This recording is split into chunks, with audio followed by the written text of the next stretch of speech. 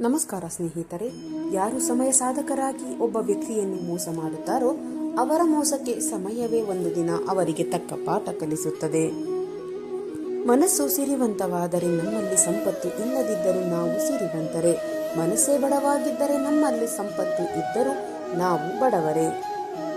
ಸಂತೃಪ್ತಿಗಿಂತ ಮಿಗಿಲಾದ ಸಂಪತ್ತಿಲ್ಲ. ಯಾರು ದೌರ್ಬಲ್ಯಗಳನ್ನು ತಪ್ಪುಗಳನ್ನು ಒಪ್ಪಿಕೊಳ್ಳುತ್ತಾರೋ ಅವರು ಬದುಕಿನಲ್ಲಿ ಬೆಳೆಯುತ್ತಾರೆ.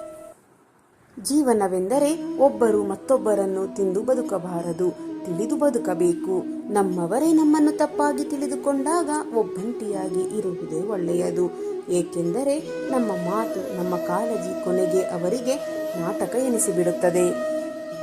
ಮುಖಕ್ಕೆ ಬಣ್ಣ ಹಚ್ಚಿಕೊಂಡು ನಾಟಕವಾಡುವವರನ್ನು ಗುರುತಿಸಬಹುದು, ಆದರೆ ಮನಸ್ಸಿಗೆ ಬಣ್ಣ ಹಚ್ಚಿಕೊಂಡು ನಾಟಕ ಮಾಡುವವರನ್ನು ಗುರುತಿಸುವುದಕ್ಕೆ ಆಗುವುದಿಲ್ಲ. ನಾವು ಮೋಸ ಹೋದಾಗ ಮತ್ತೊಬ್ಬರನ್ನು ದೂರುವ ಅವಶ್ಯಕತೆಯೇ ಇಲ್ಲ. ಏಕೆಂದರೆ ನಾವೇ ಅಲ್ಲವೇ ಅವರಿಗೆ ಸಲಿಗೆ ಮತ್ತು ಸಮಯ ಕೊಟ್ಟಿದ್ದು. ಬಲವಂತವಾಗಿ ಜೀವನದಲ್ಲಿ ಯಾರನ್ನು ಉಳಿಸಿಕೊಳ್ಳಲು ಪ್ರಯತ್ನ ಪಡಬೇಡಿ. ಸ್ನೇಹ ಸಂಬಂಧ ಬೇಕೆನ್ನುವವರು ಕಾರಣ ಇಲ್ಲದೇ ಇದ್ದರೂ ಜೊತೆಯಾಗಿಯೇ ಇರುವರು. ಯಾರಿಂದಲೂ ಏನನ್ನು ನಿರೀಕ್ಷಿಸಬೇಡಿ. ಈ ನಿರೀಕ್ಷೆ ಎನ್ನುವುದು ಮನುಷ್ಯನ ಸಂತೋಷವನ್ನು ಹಾಳು ಮಾಡುತ್ತದೆ. ನೀವು ಇನ್ನೊಬ್ಬರ ಜೀವನದಲ್ಲಿ ಎರಡನೇ ಆಯ್ಕೆ ಆಗಬೇಡಿ. ನಿಮ್ಮನ್ನು ನಿರ್ಲಕ್ಷ್ಯ ಮಾಡುವವರ ಬಗ್ಗೆ ಯೋಚನೆ ಮಾಡಿ. ಅವರ ವರ್ತನೆ ಸರಿ ಹೋಗದಿದ್ದರೆ ನೀವೇ ಬದಲಾಗಿ ಬಿಡಿ. ನಿಮ್ಮ ಪಾಡಿಗೆ ನೀವೇ ಮೌನವಾಗಿ ಇದ್ದು ಬಿಡಿ.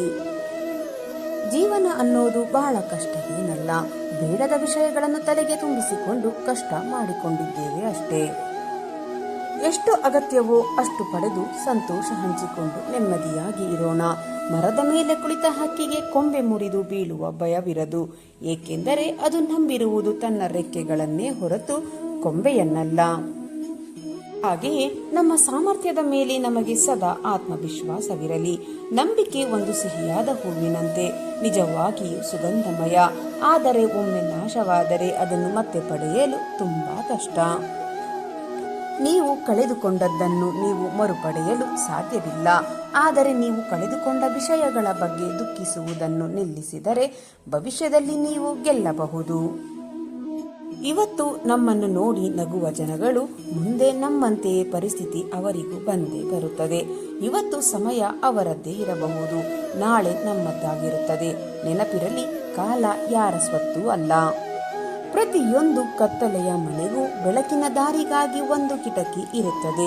ಅದೇ ರೀತಿ ನಮ್ಮ ಕಷ್ಟದ ಜೀವನದಲ್ಲೂ ಸುಖದ ದಾರಿಗಾಗಿ ಒಂದು ದಾರಿ ಇದ್ದೇ ಇರುತ್ತದೆ. ಈ ಸ್ಫೂರ್ತಿದಾತರು ಕಾಲೆಳೆದವರೇ ನನಗೆ ಶಕ್ತಿದಾತರು, ನಮಸ್ಕಾರ ಮಾಡಿದವರೇ ನನಗೆ ಪುರಸ್ಕೃತರು. ಜೀವನದಲ್ಲಿ ನಮಗೆ ಎರಡು ಆಯ್ಕೆಗಳಿವೆ. ಒಂದು ಒಪ್ಪಿಗೆ, ಎರಡು ಬದಲಾವಣೆ. ಯಾವುದನ್ನು ಬದಲಾಯಿಸಲು ಸಾಧ್ಯವಿಲ್ಲವೋ ಅದನ್ನು ಒಪ್ಪಿಕೊಳ್ಳಬೇಕು. ಯಾವುದನ್ನು ಒಪ್ಪಲು ಸಾಧ್ಯವಿಲ್ಲವೋ ಅದನ್ನು ಬದಲಾಯಿಸಬೇಕು.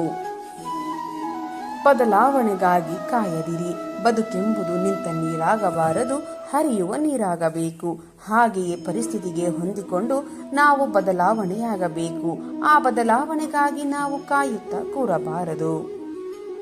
ಬದಲಾವಣೆಯು ಈ ಜಗದ ನಿಯಮ. ಜೀವನ ನಾವು ಅಂದುಕೊಂಡಂತೆ ಸುಖಕರವಾಗಿರುವುದಿಲ್ಲ. ಬದುಕಿನಲ್ಲಾಗುವ ಬದಲಾವಣೆಗಳು ಸದ್ದಿಲ್ಲದೆ ನಮ್ಮ ಜೀವನ ಶೈಲಿಗೆ ಬದಲಿಸಿ ಬಿಟ್ಟಿರುತ್ತವೆ. ನೀನು ನೀನಾಗಿಯೇ ಇರು. ಯಾರ ಬಲವಂತಕ್ಕೂ ಯಾರ ಒತ್ತಾಯಕ್ಕೂ ಬದಲಾಗಬೇಡ.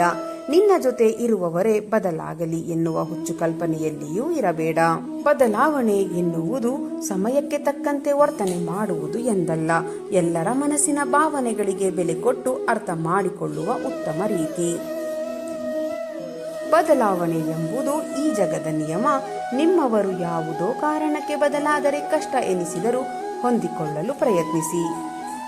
ಏಕೆಂದರೆ ಬದಲಾದದ್ದು ನಿಮ್ಮವರು. ಯಾವಾಗ ಅದು ಬದಲಾವಣೆಯಿಂದ ಅಸಡ್ಡೆಗೆ ಹೋಗುತ್ತದೆಯೋ ಆಗ ನಿಮ್ಮವರು ಹೋಗಿ ನೀವು ಮಾತ್ರ ಉಳಿದುಕೊಳ್ಳುತ್ತೀರಿ.